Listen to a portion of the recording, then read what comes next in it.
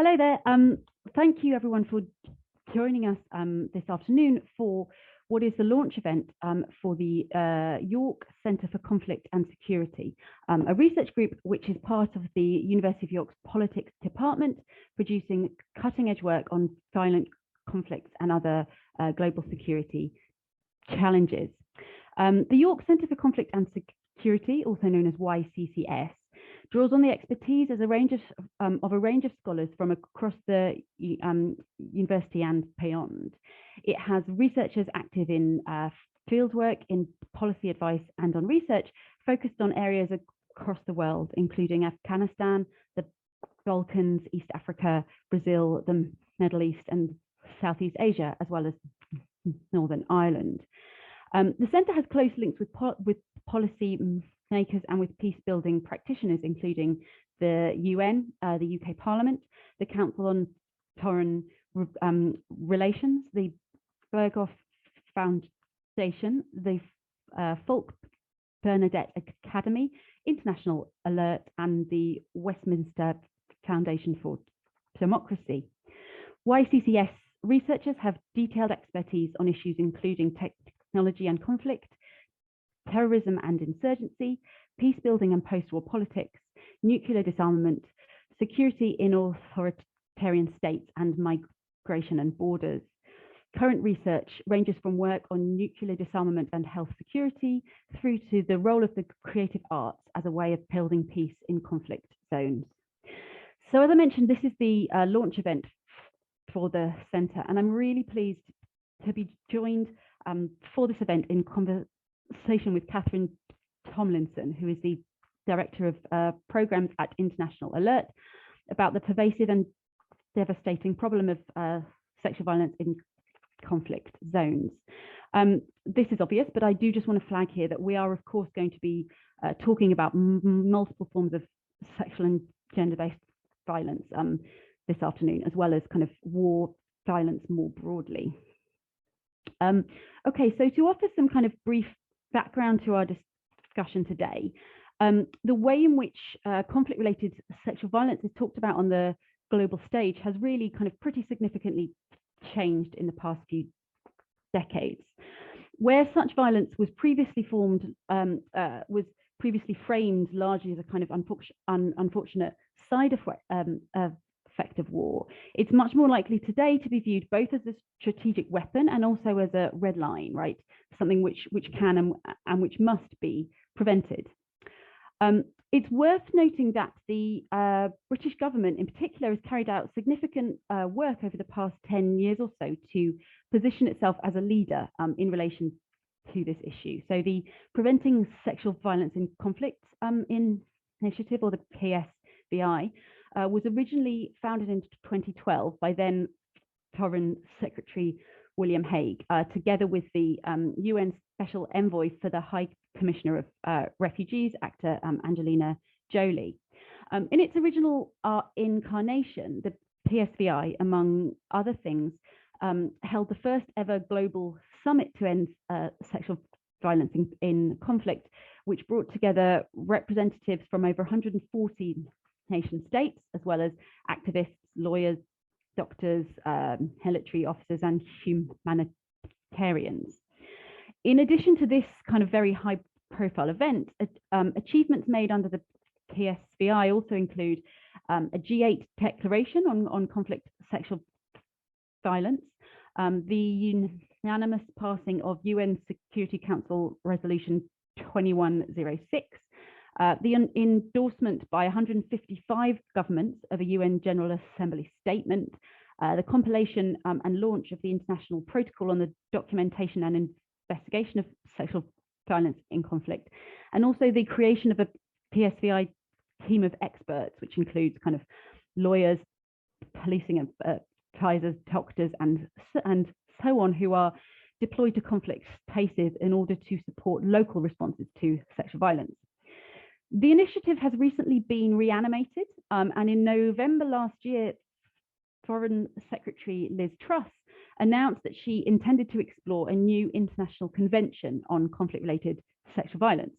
So last November, Truss said, and I quote, I am absolutely clear the UK must lead the way to shatter the impunity and indifference in which these acts are carried out. I will make it my mission to work with countries and international partners to establish a new agreement to condemn them as a red line and end them for good. Okay, so the reinvigoration of the PSVI perhaps forms a kind of background to our discussions today. However, the issue of conflict-related sexual violence and indeed, of course, of its prevention is much broader than the PSVI itself. And I'm really looking forward to discussing the important issues raised here with Kathryn Tomlinson.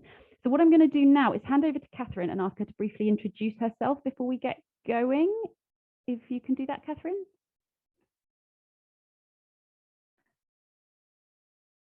Yes.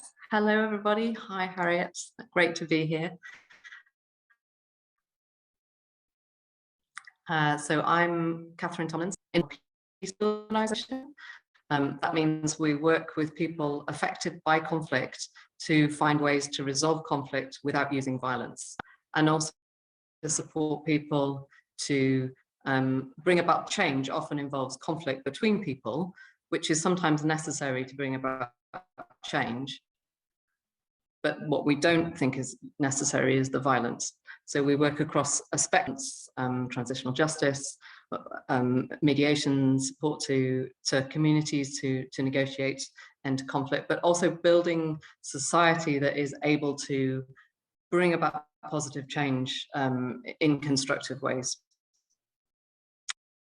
We work across about 20 countries on our team here. So if my internet signal is a little bit ropey, my apologies. It is a consequence of some of the challenges that Lebanon has been facing in recent years.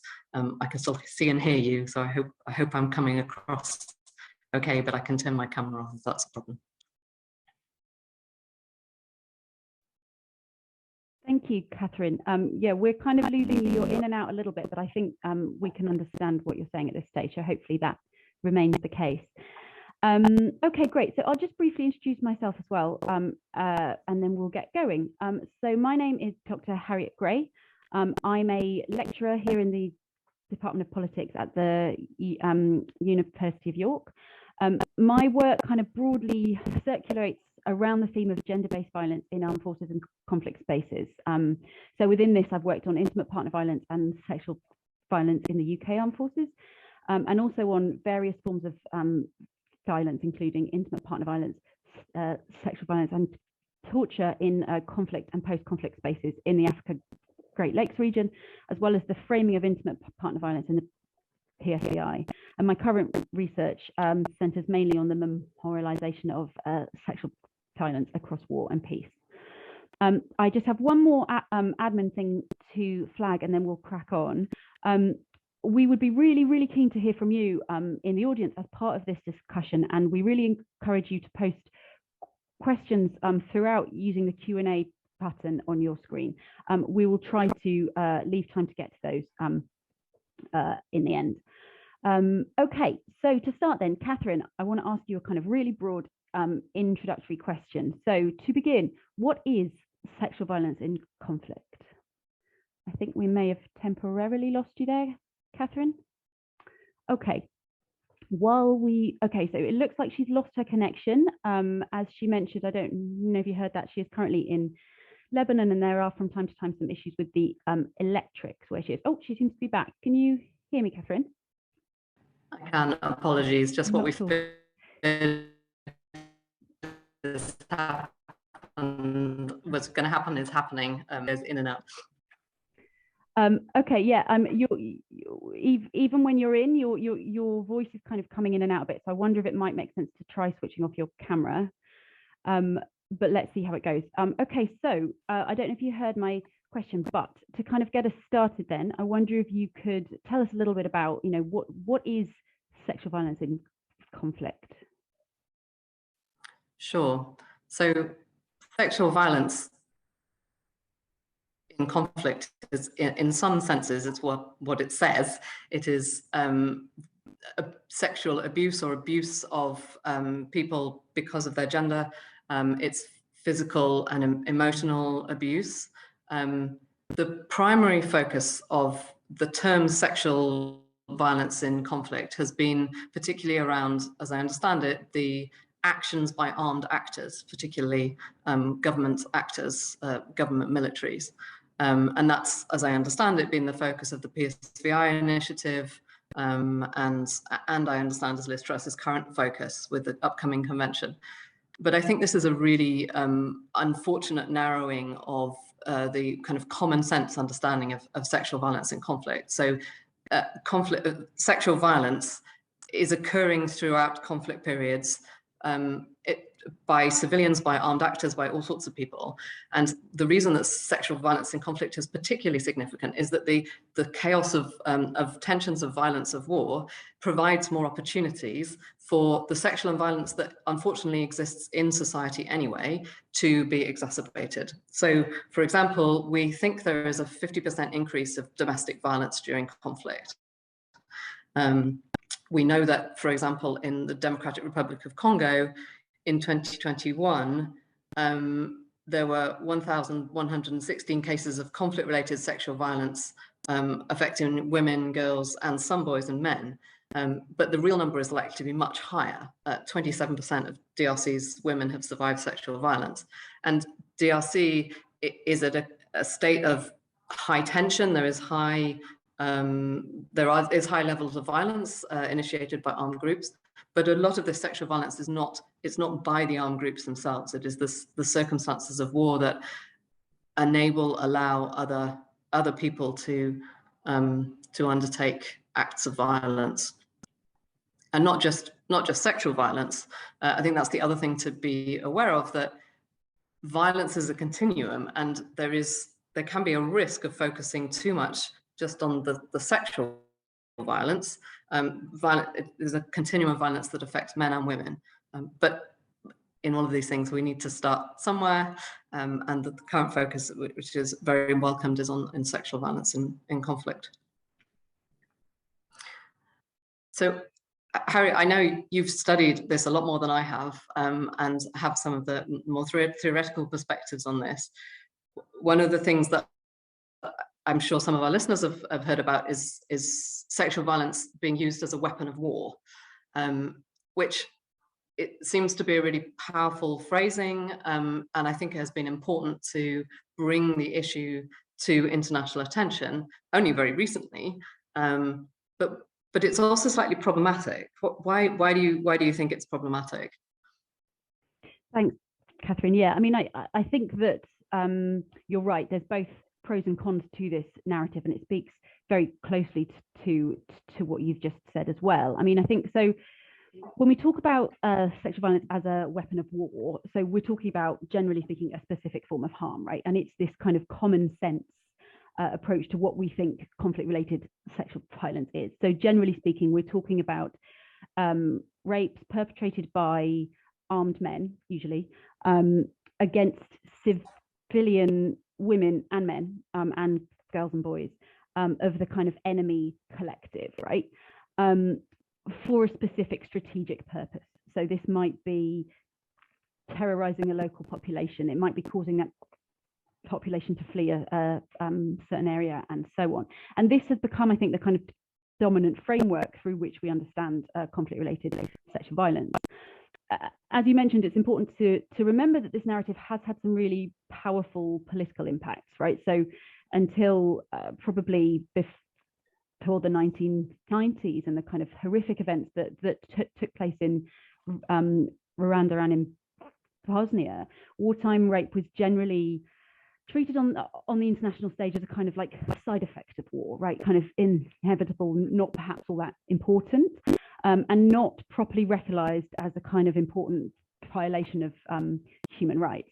But in the aftermath of what happened in Rwanda and in Bosnia, the rape as a weapon of war narrative played a central role in really kind of elevating conflict-related sexual violence to the place where it's kind of recognized on the international stage. And this has seen a gradual shift in legal and political norms around these forms of violence.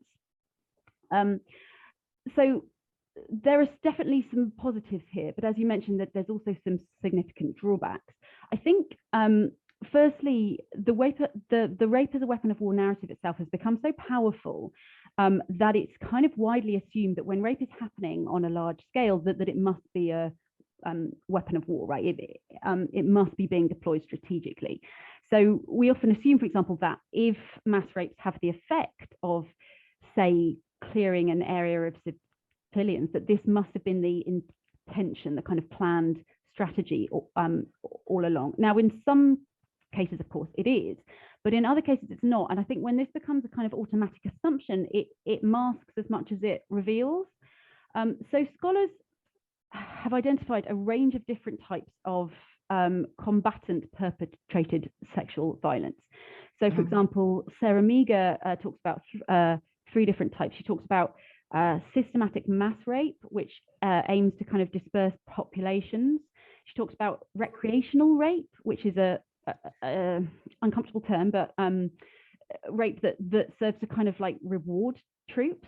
She talks about national security rape, which seeks to deter opposition to a ruling regime.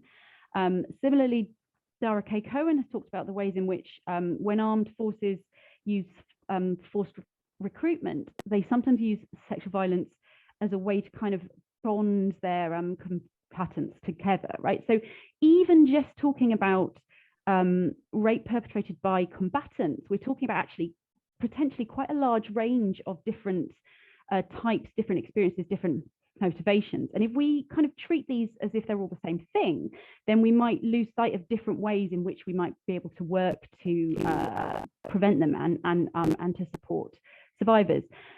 Secondly, as you mentioned, you know, quite apart from the diversity in combatant perpetrated rape, conflict zones see a huge rise in all different forms of sexual violence, right? So you mentioned domestic violence, of course, which is often one of the most prevalent, if not the most prevalent form of sexual violence in conflict zones. I think it's also relevant to think about sexual violence within armed groups, within armed forces, and then, of course, other forms of sexual violence within civilian communities. So what I'm trying to say in this, I guess, fairly long-winded response is that there's, as you said, a massive range of different types of sexual violence that are happening in conflict zones and also outside of conflict zones. So this overwhelming focus on weapon of war rape obscures the continuum of violence, as you mentioned, both, you know, between different types of sexual violence and more broadly, and it also creates this kind of hierarchy of harms, Paul Kirby's words. And what this means is we end up responding to or seeking to prevent only some forms of sexual violence, even if others are perhaps more prevalent. This means that resources perhaps get funneled into one specific type of harm at the expense of others. And it also means that perhaps the interventions that are made might not be able to address all the kind of different forms of violence that people are experiencing. So this is both to do with practically how responses are formed and also to do with actually what we think sexual violence is, right?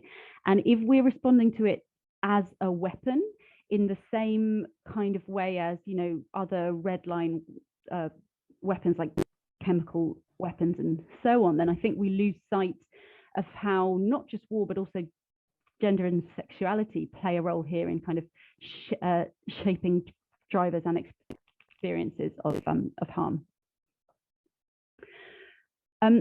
So I was wondering, Kathryn, given that, as we've said, there's this kind of huge range of different forms of sexual violence in conflict spaces, I was wondering how the work that ALERT does seeks to engage with these range of different forms of violence. Yeah, I mean, I just wanted to pick up one further thing around the weapon of war definition, which on one hand I celebrate, like you, that the bravery of the women in Rwanda who testified and brought about the first the first case where rape was recognised as a weapon of war. I think we mustn't underestimate the significance of that, and we also mustn't underestimate the recency of that. I mean, it was 1998.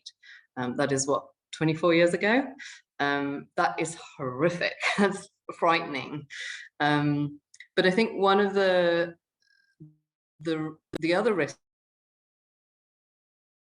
for me of the weapon of war narrative is that it implies that sexual violence is it's a rational act. It's as you said, a strategic act. It's a deliberately decided act by individuals, and that's often not the case. I mean, obviously, it's a choice for a man to rape a woman. That this is not to take away any of the responsibility for that.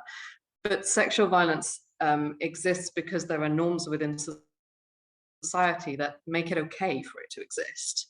And if our focus is very much on trying to address the rape as a weapon of war, we end up focusing very much on ending impunity. We end up in a very legalistic approach to addressing sexual violence in conflict, which may have a benefit, but has also been shown to have some disadvantages. So you have had in DRC women who've, in order to get access to services, they've had to claim that they have been raped because there's been such a prioritization of rape as a weapon of war in order to access support.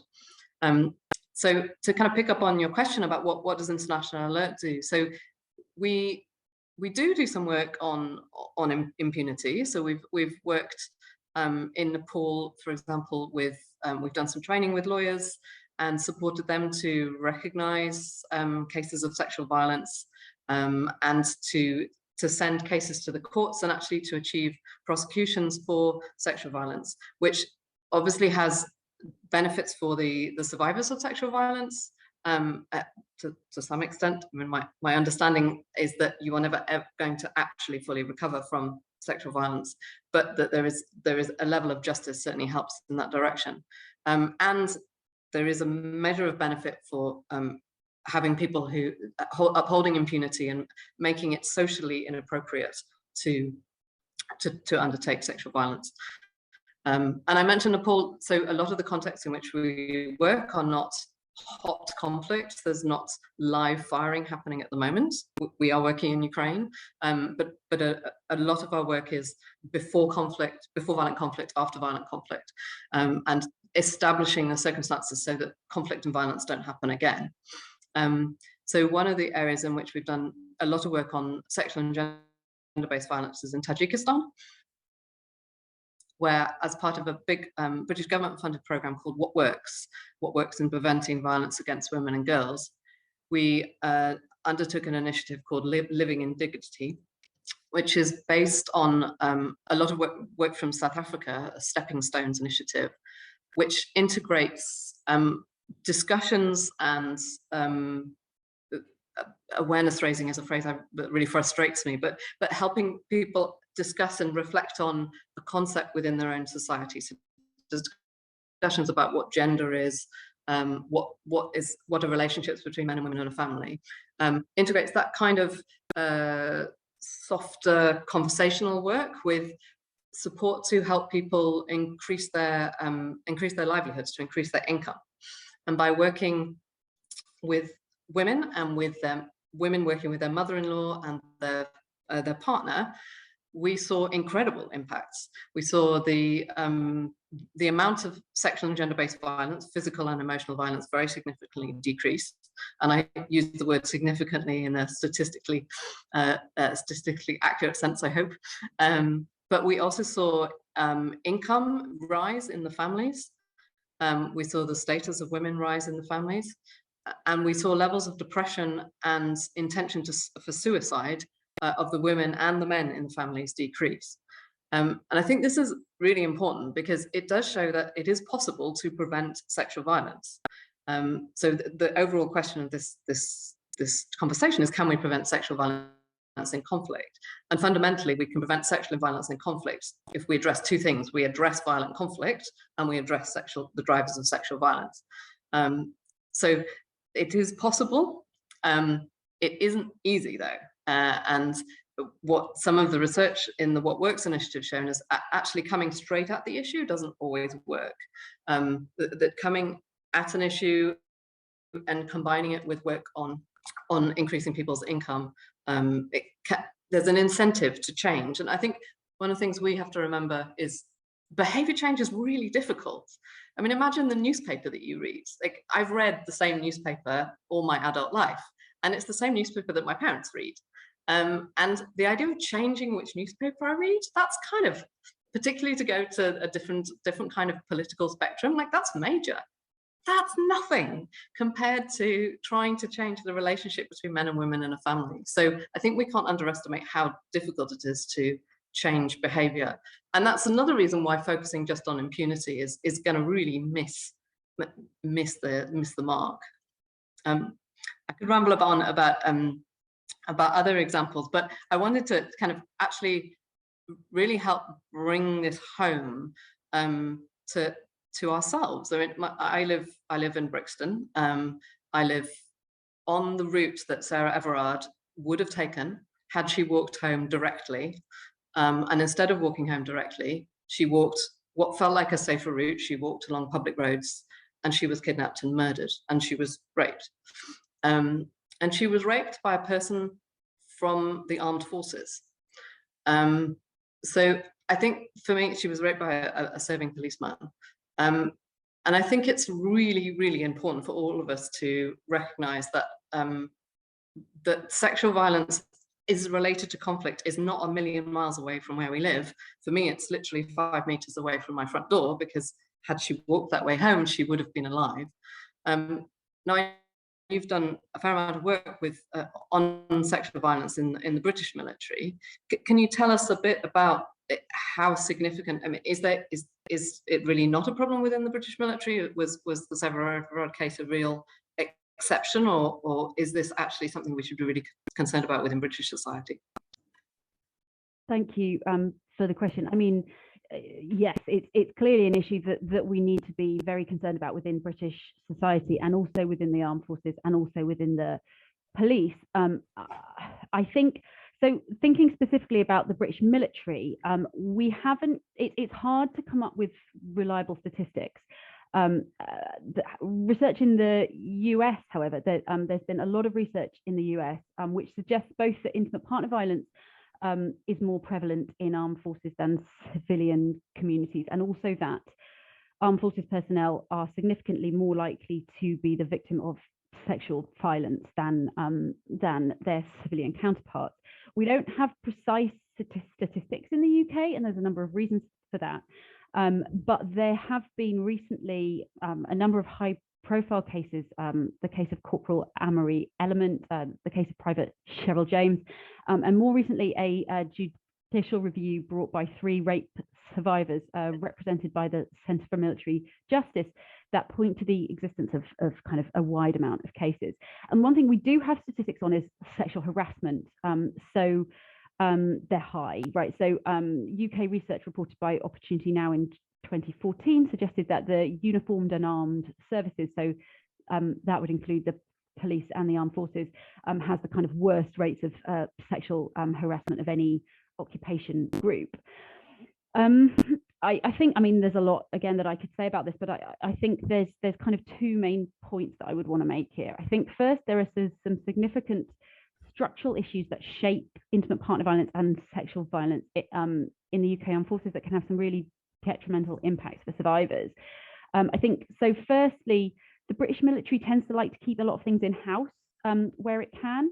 So, for example, civilian women married to servicemen often, not always, but often live in armed forces housing. So if they decide to leave an abusive relationship, in a lot of cases, they're going to lose their home, as well as the kind of military community that may well have been the kind of central focus of their lives. The military also tends to want to provide support to survivors of intimate partner violence and sexual violence through military support systems like the Army Welfare Service, like the Service Police and the Service Justice System, like the chain of command. And survivors involved with the different research projects that I've worked on have often described these forms of support as ultimately geared towards not supporting the individual survivor, but towards supporting the armed forces itself, right? And indeed, the official kind of statements on the reasons for having these services at all is that they support operational effectiveness, right?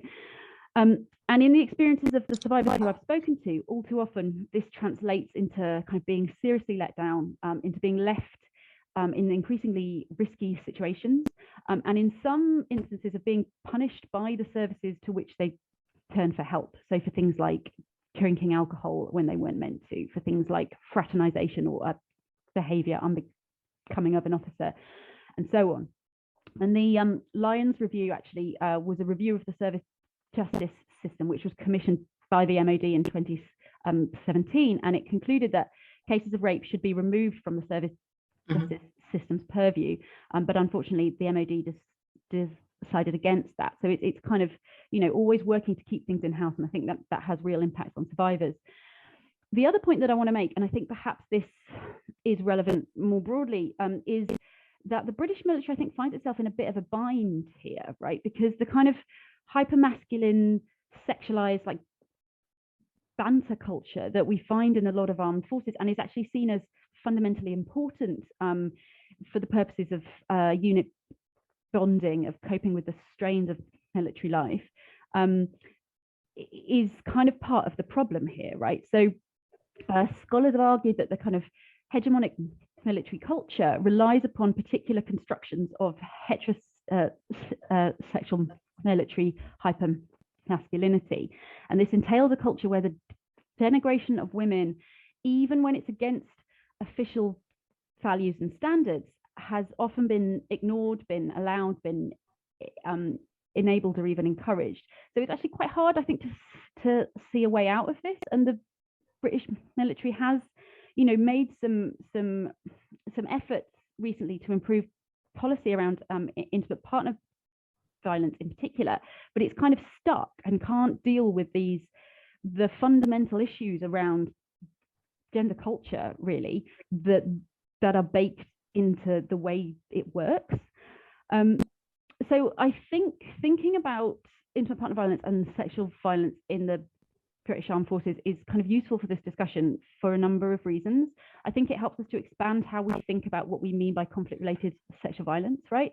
And we could think about this in two different ways. We could think about this in terms of, so it's often assumed, and it's sometimes the case, but not always, but it's often assumed that intimate partner violence in the UK Armed Forces is largely caused by kind of post-traumatic stress, right? So there's this idea that service personnel experience war, and in various ways the stress of this kind of trickles down into the home space and causes intimate partner violence. So we can quite clearly see that as a form of conflict-related violence. I think more commonly we should also be thinking about this kind of the other way up, as it were. So how the structures of everyday life in military communities, so the hypermasculine gender politics, the reliance of these institutions on women's unpaid domestic labor, kind of enable everyday gender-based violence. So I think we can also see this as a form of conflict-related gender-based violence, right? But kind of the other way up, as it were. Absolutely. So this broadens out how we understand what conflict-related sexual violence is, and it also reminds us, you know, as you said, that when we talk about conflict-related sexual violence or any sexual violence, it's really important to remember that this is not just a problem in the global south, right? This is not a problem over there. And I think it's quite easy to fall into kind of colonial ways of thinking about the idea that this is just something that happens in the global south, and the actors in the north kind of step in to help. No, this is a global problem which exists in different ways in kind of all parts of the world, I think. So to think about prevention, which is, I guess, the kind of, as you said, overarching question today, I wonder if you could say a little bit about the kind of work that Alert does specifically to prevent sexual violence. Sure. Well, picking up on your point about the othering within the UK military, fundamentally othering is part of what leads to conflict, right? That you don't go into conflict with a group or a person that you feel you agree with. And that othering is addressing addressing the stereotypes of other groups is fundamental for addressing any kind of conflict. And any society in which a particular group is discriminated against, or particular stereotypes and there is antagonism against, is not a society at peace in our view. It's a society where things are unequal, and this is whether it's male-female relationships, it's whether it's heterosexual, homosexual understandings, and different identities that people hold. So International Alert works across the world to address these different kinds of stereotypes and to help people to come together, to talk across divides and to not escalate stereotypes or othering into conflict. So I've just this morning been talking with colleagues here in Lebanon about the dialogue groups that we've established with young people and with women in Tripoli and in Bekaa here in Lebanon, and just seeing the value of having people come together and do things together, have a safe space to meet each other, which is the public spaces in Lebanon are not widely available, so there isn't space for people to come together, so they tend to socialize or interact within more homogeneous groupings, and that escalates the tensions. And interestingly, we were just discussing the work we've done with some of these women's groups recently, and we provide women with transport money to come to these groups to help share their own experiences of war with women from other groups.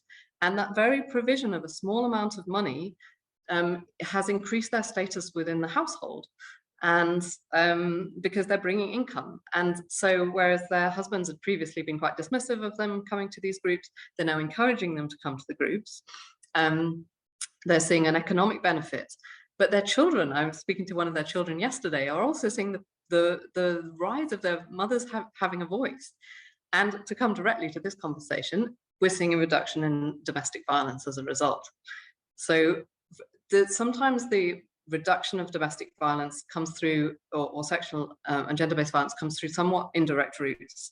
I mentioned earlier about the specific focus on economic developments that we have in Tajikistan. In Kyrgyzstan, we've been working with religious leaders to help them integrate discussions about sexual and gender-based violence into their sermons, into their religious speeches. And one of the things we found was really important to do was to create a new lexicon. So the term gender, I mean, gender in English is a pretty difficult thing to get your head around. It's taken me years to really feel like I can talk about gender without feeling like it's a bit kind of clunky.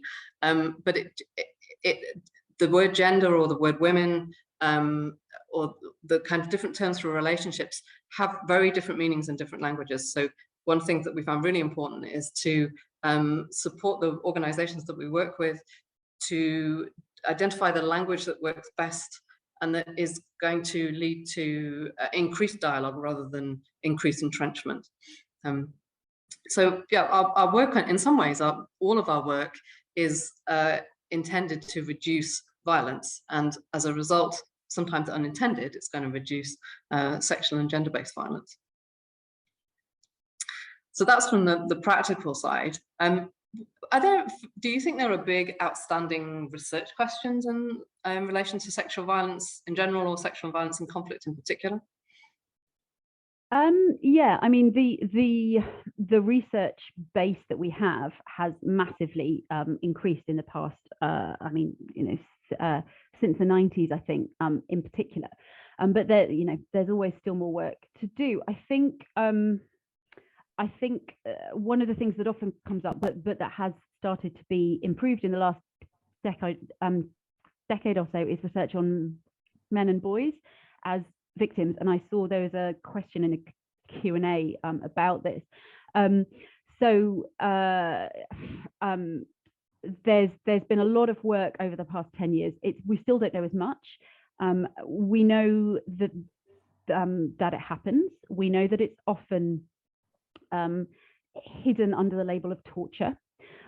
So a lot of the time, the same kinds of forms of harm taking place, perpetrated against women and against men, might be labeled in a different way. So, right, it might be understood as sexual violence when it happens against women and as torture when it happens against men. And there's a lot of reasons for that. But one of the impacts is that we don't see as much where it's happening against men, and that means perhaps that those forms of support aren't there. So that's an area where, as I say, a lot more research has been happening, but still more could be known. I think also we perhaps don't know as much about the specificities of violence when experienced by LGBTQI+ people. So how those forms of violence might be specifically targeted at these people and the kind of impacts of it. I think it's important to emphasize that these aren't kind of conflicting research agendas. So it's very much not the case that, we need to look at men instead of women, or that those forms of research don't complement one another. Because I think whether we're talking about women, men, whoever it is we're talking about, sexual violence occurs in the context of heteropatriarchal norms, right? And absolutely, it's experienced through those norms, and that will impact different people differently, but it's always the same kind of set of norms. So it's the same project, right, to try and end these forms of violence. I think recently we're starting to see the more attention being paid to the role that the sexual plays here. So there was for a long time a kind of real fear about taking seriously the role of sexuality in sexual violence, because there was this feeling that it would pull us back to framing sexual violence as inevitable or as not political or as not important. But I think that has limited the ways in which, obviously, sexual violence is about power, but it's different in some ways from other forms of violence, right? So I think there's a kind of research agenda around recognizing that a bit more. I think we probably don't know as much about perpetrators and their experiences as we should, but there are some kind of access issues, right, with that research. And I think, on the ground research about what actually works, the kind of work that you're talking about would be really powerful. And, unfortunately, there's always new conflicts where this is an issue, right? So, recently, of course, we're starting to hear reports about what's happening in Ukraine. And I'm sure over the coming years, more kind of knowledge will be built around what's happening there. I think one of the things that's interesting and I think important about what we're hearing in Ukraine is what we're primarily hearing about at the moment, as far as I understand, is Russian rapes of Ukrainian women. But organizations that work particularly supporting women are also hearing about the rape of women within Ukraine. An issue that was raised very early on was the risk of trafficking, the risk of violence to women who are fleeing. So again, people coming into Western Europe and who are at very high risks of being taken advantage of as they seek, ironically, as they seek safety. They're more vulnerable. I wanted to pick up on a couple of points you said about the research agenda, because it's really encouraging. They resonate with some of the work that we're doing at the moment. So your point about organizations have done a fair amount of work in recent years on what we call masculinities. So this is looking at what the role of men is and how society constructs the role of men. And what we see is that because, particularly in conflict, men can't always act out the socially accepted role of a man in the way that is normal. So bringing in an income, providing for the family. And so what happens is they may activate a more violent model of masculinity in order to demonstrate manhood. And we've seen this in Northeast Nigeria with people affected by Boko Haram, whether joining Boko Haram themselves or joining other groups against Boko Haram. So this concept of you can't address violence against women without addressing the violence that's committed by men. I mean, even the labeling is problematic, that it's violence against women. It's not violence against women, it's violence by men. So these issues have to be tied up. And you also mentioned LGBTQ LGBTQI plus experiences. We're actually doing some research right now on the experiences of LGBTQI plus people in Nepal and in Myanmar, and that research will be coming out soon. So not looking just at violence, or not just at physical violence, but at the structural violence that they experience, and both obviously contexts that have recently been in or are currently in quite heated conflict. Thank you. That sounds like really useful research. I'll be keeping my eyes out for that. Just thinking a bit about the kind of overarching, the background of this event, and thinking about the PSVI. I was wondering if you could say anything about what Alert would like to see the British government in particular doing in response to sexual violence, in conflict.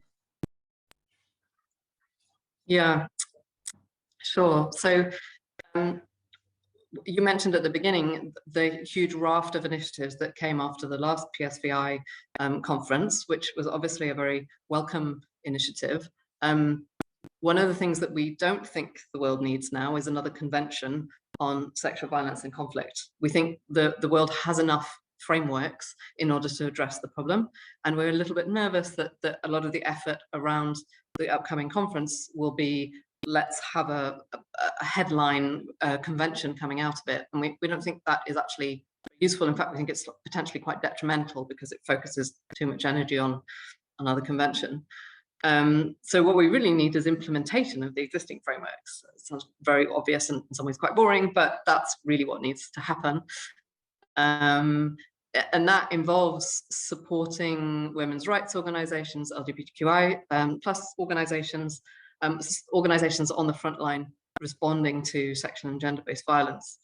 It also involves accountability, not so much, I mean, obviously accountability of perpetrators, but we've talked already about the risks of too much focus on impunity. And the other problem with focus on impunity is that it's kind of something we can do. It feels sort of easy. We know how to fix that. Like, we take somebody to court, we try them.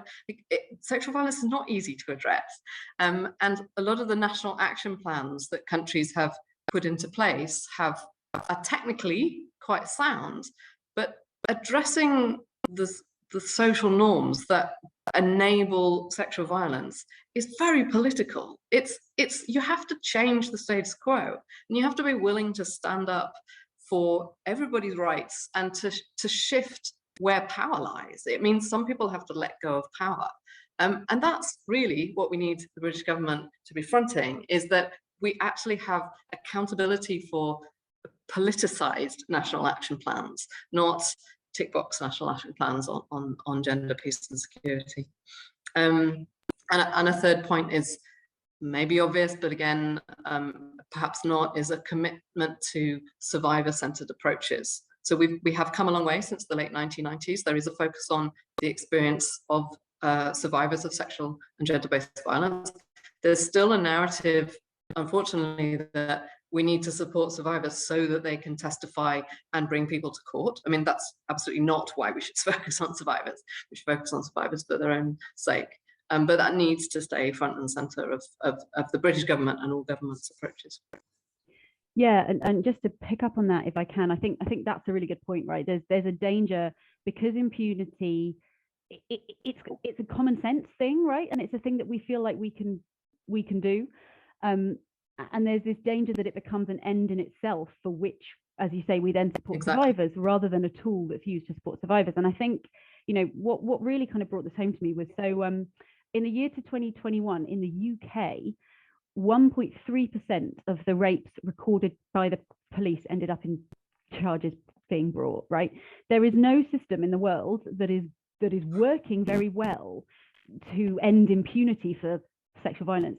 Trying to implement this in a conflict zone is hard, right? I mean, the resources required to be massive. I think Paul Kirby reports that I think is it 39 million US dollars per conviction at the International Criminal Tribunal for Rwanda, right?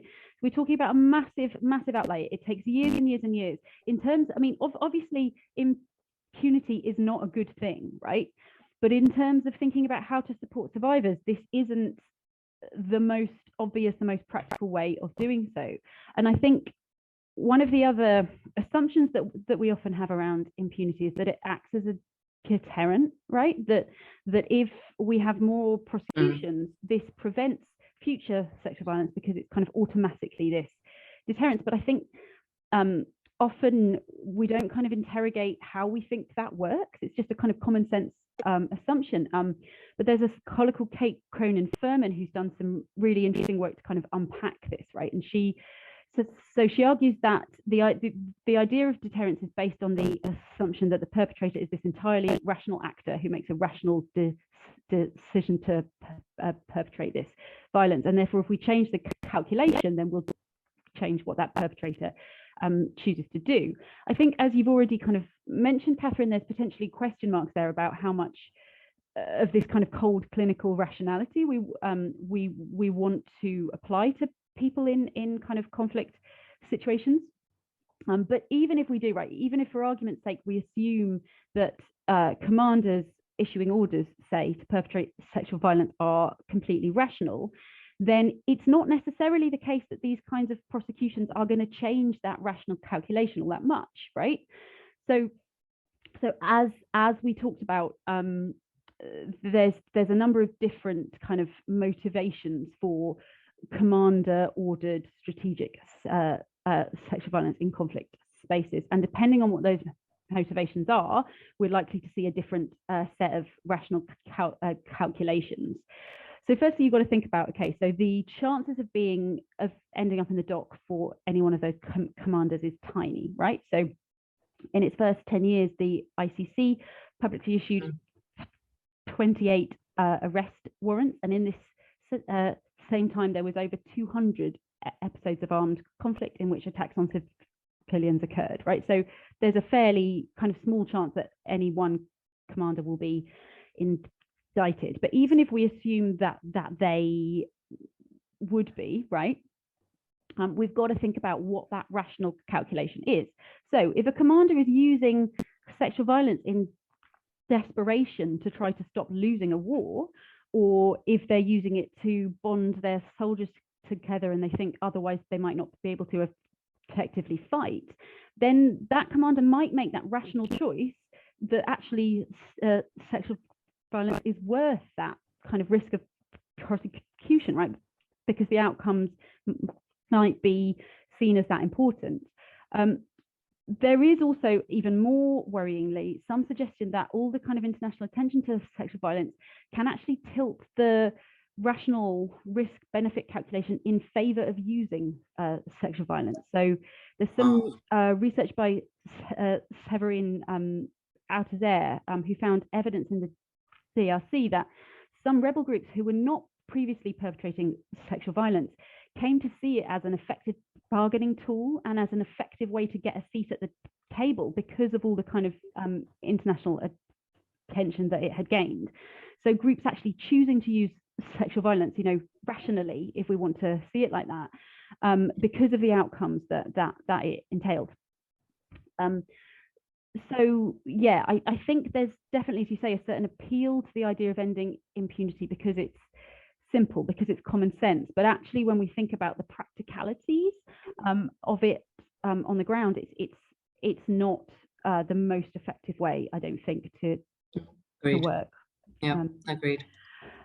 Okay. Oh, and actually, I just want to mention something else that I came across this morning that is deeply concerning. So in the UK's so-called Bill of Rights, which has been published this morning, I don't know if you've seen it yet, but it, among other things, it proposes to prevent human rights being used as a way to bring claims against British military personnel who perpetrate crimes on operations overseas. So this is a government, remember, that tried a couple of years ago to introduce a bill which was watered down. It was changed because of opposition in the Lords, but nonetheless, the government tried to introduce this bill that included a presumption against prosecution of British troops after 5 years for crimes such as torture. So impunity, right? So I think this government setting itself up as a leader on ending impunity is a move that in some ways rings quite hollow, I think, this morning in particular. Yeah, that's quite frightening to hear. It is. Okay, so we've got about 20 minutes left, so I'm going to have a look at the Q&A. And okay, so we have a question here.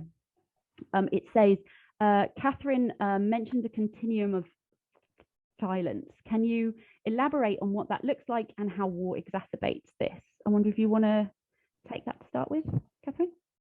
Oh, I can have a go.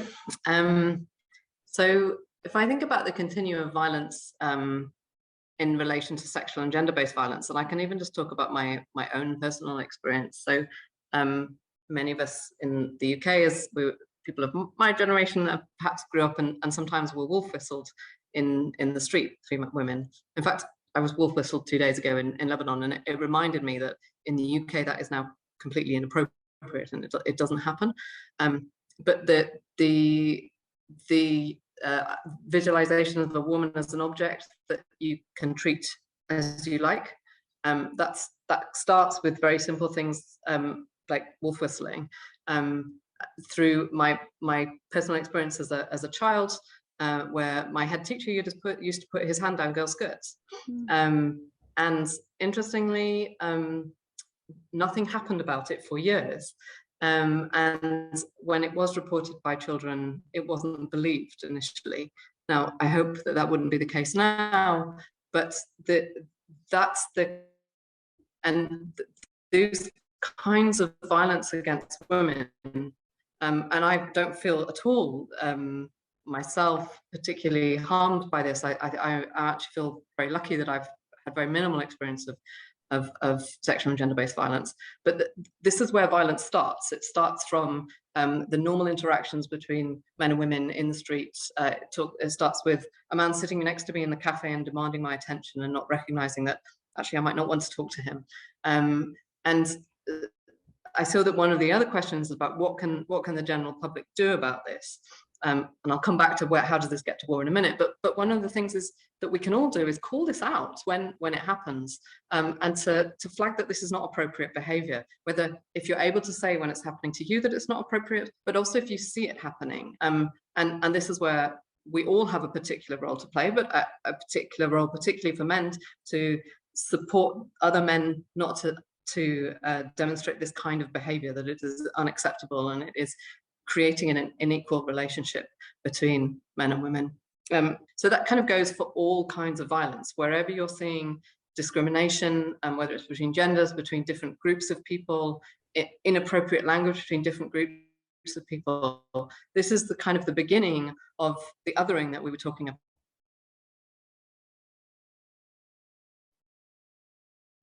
I think we might have lost you, Kathryn. I don't know if you can hear me. Okay, I think we might have lost Kathryn. I'm sure she will rejoin in a minute, but I'll just pick up on that question and carry on, and hopefully she can come back and start speaking to us from her earlier, point. Oh, which leads to... Okay, I don't think she knows we've lost her. I'm just going to send her a quick message and then I'll carry on. Okay, so yes, so I think what I wanted to build on that by saying is that the continuum of violence, I think we need to understand it in different ways. Kathryn, if you're back, we lost you. So we can think of it both as functioning across war and peace, and functioning public to private. So basically, it's a concept that comes from the work of sociologist Liz Kelly, who basically says that we cannot understand one form of gender-based violence in isolation. We need to understand it as a kind of pattern, as a broad range of behavior. So that includes, street harassment, intimate partner violence, stranger rape, murder, all these different forms of violence only kind of makes sense when we think about them kind of with and through and in relationship with one another. And that stretches across public and private. So it's the continuum of the violence from the private sphere of, I mean, most obviously intimate partner violence through to, you know, rape as a weapon of war type rape, right? So there's that public-private element of it, and there's also the war and peace element of it. So we can't understand sexual violence in war without understanding it in peace, right? And conflict can exacerbate all these different forms of violence in a number of different ways. So if we think about intimate partner violence, for example, there's a number of things that might happen in conflict spaces that make that violence more likely to happen, more likely to be lethal, and harder to escape from. So, for example, the kind of traditional or legal systems that survivors might usually turn to for support might not exist anymore, right? They might not have a safe place to go. A perpetrator is more likely to have access to weapons, right, which might make that violence more lethal. Others have argued that sometimes in conflict zones, you see a kind of re-traditionalization of gender roles. So, you know, an increase in the idea that men are supposed to be these kind of like violent, strong actors, and women are supposed to be subservient in the home, often happens in conflict zones. And as Kathryn mentioned as well, along with this kind of re-traditionalization of masculinity, you often lose certain opportunities to perform that masculinity, right? So you might not be able to earn a wage. So all of these things are likely to exacerbate intimate partner violence specifically. So that's kind of, I guess, some of the ways in which the whole continuum might be exacerbated by conflict. But the point is that you can't really understand one form without understanding all forms, right? So weapon of war rape, if we attempt to extract it from this continuum of violence, just looks perhaps like a normal outlawed weapon, like chemical weapons, but it is rooted in this kind of continuum of broader forms of sexualized harm that we need to understand. Kathryn, good to have you back. Sorry about that. Was there anything else you wanted to add before we move on?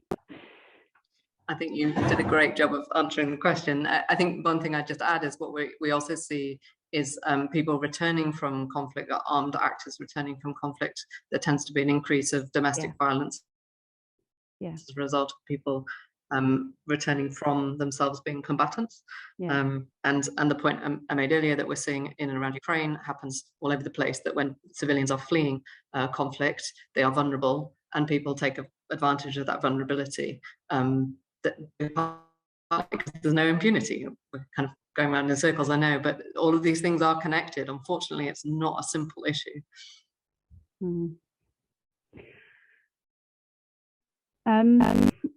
So we have I don't know if there's any other specific.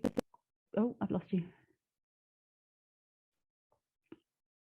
I can't hear you. Sorry. Hi. Hello. Were there any other questions in particular that you identified? There's a question about hypermasculinity in the military.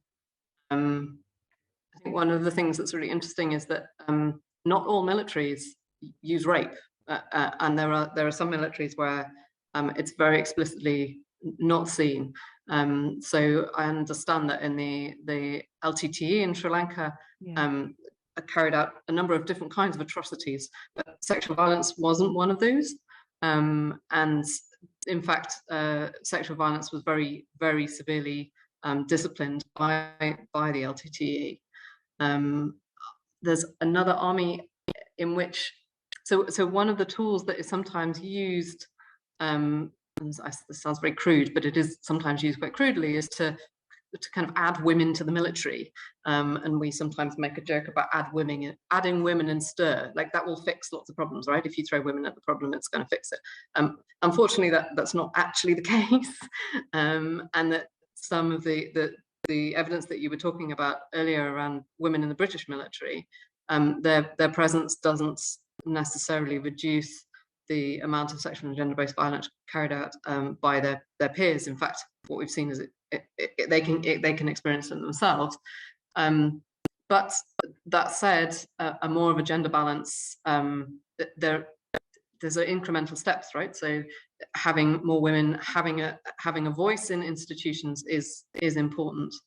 But we return to the issue that addressing hypermasculinized, that's the right word, hypermasculinity in the military requires us addressing hypermasculinity in society, because every military comes from the society that it works in. And what it has to be unacceptable in that wider society. It's got to the point that wolf whistling in the UK is unacceptable. That's a big change. I mean, it's a bit like reading a newspaper. These small incremental changes matter, and they feed through gradually into the behaviour of our militaries.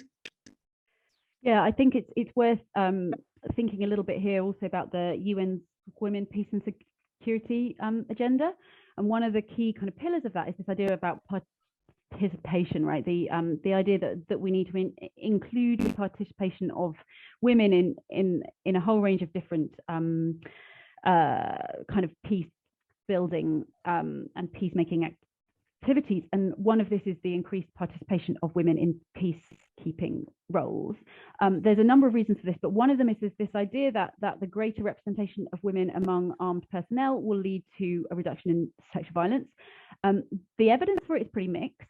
So some scholars have argued that this is really useful. So there's research by Kathryn Tomlinson, which was published in 2016, that suggests that increasing women peacekeepers from none to 5% of a peacekeeping force can reduce instances of sexual exploitation and abuse by those peacekeeping troops themselves by around 50%.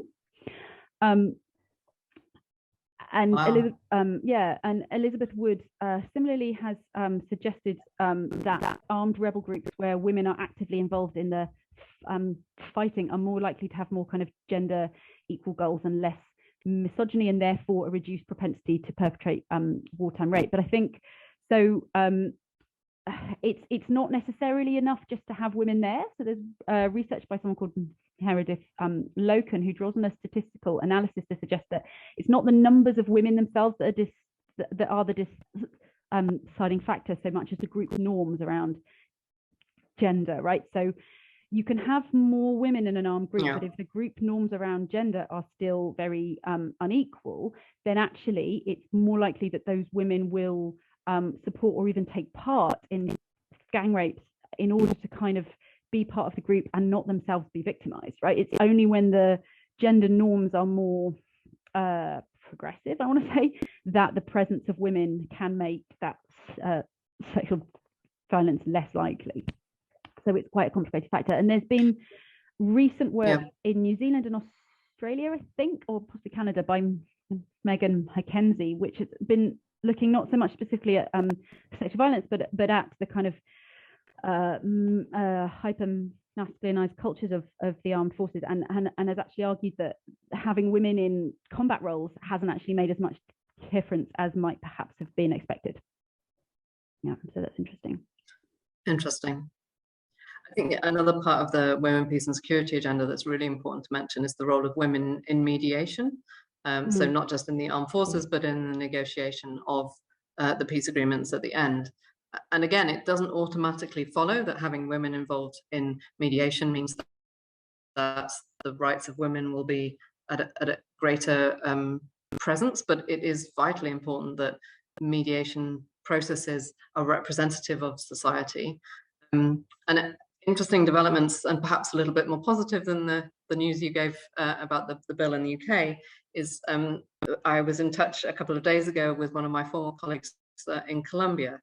And the Colombia Peace Agreement, civil society for its involvement of women, and for the peace agreement itself is a really, really admirable thing.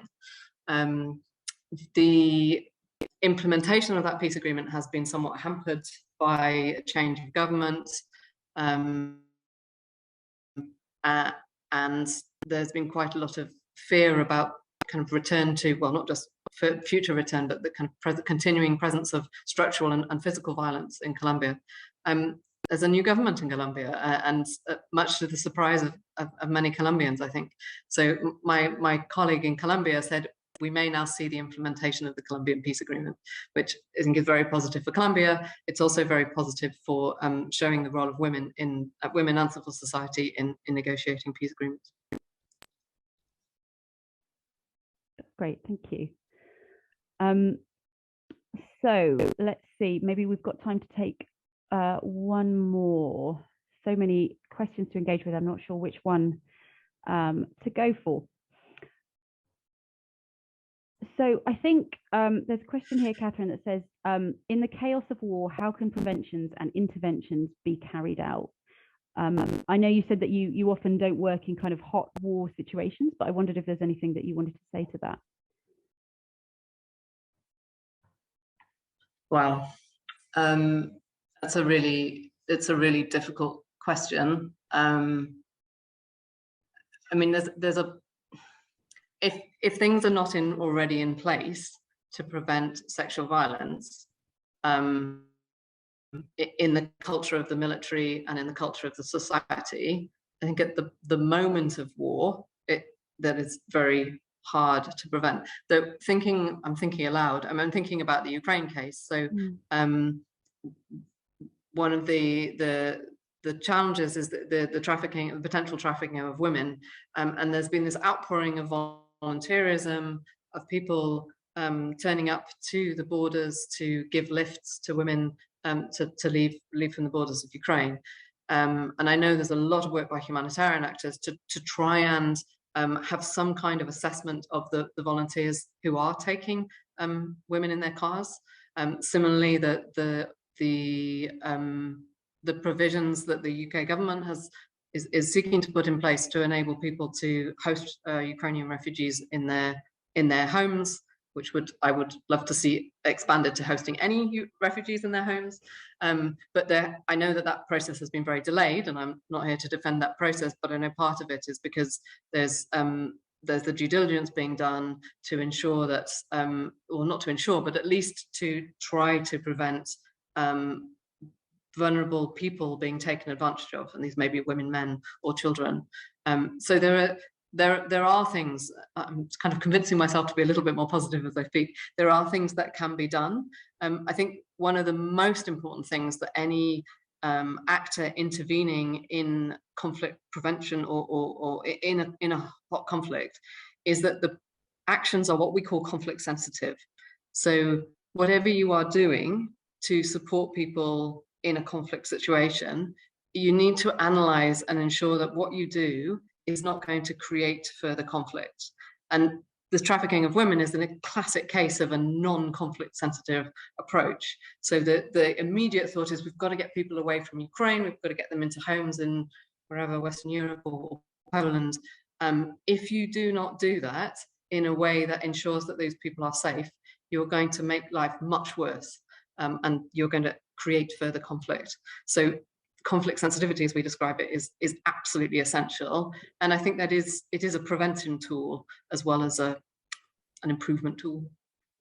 Yes, thank you. And I think also, I guess to add to that, obviously we've picked out sexual violence in our discussion today, although we've been speaking about how it's, intertwined with all other forms of violence. But you've got to try and keep people safe more broadly, right? And try and end other forms of violence. And there's a survivor who I spoke to in Kampala, something that she said has always kind of stuck with me, and I always come back to it. And she said something along the lines of, we're talking about the sexual violence we experience today because that's what you ask about, but we can't talk. We can't.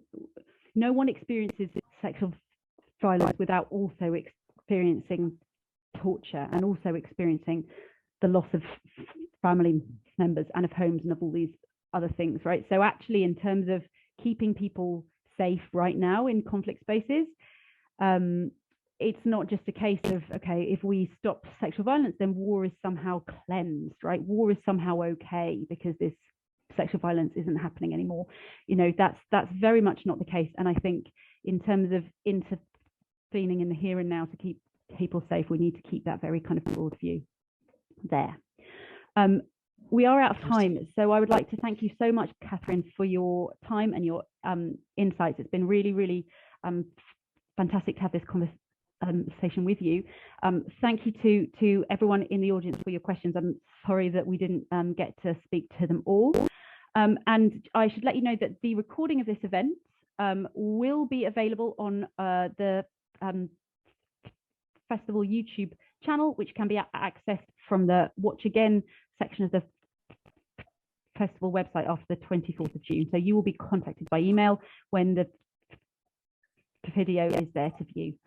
So thank you so much for your time.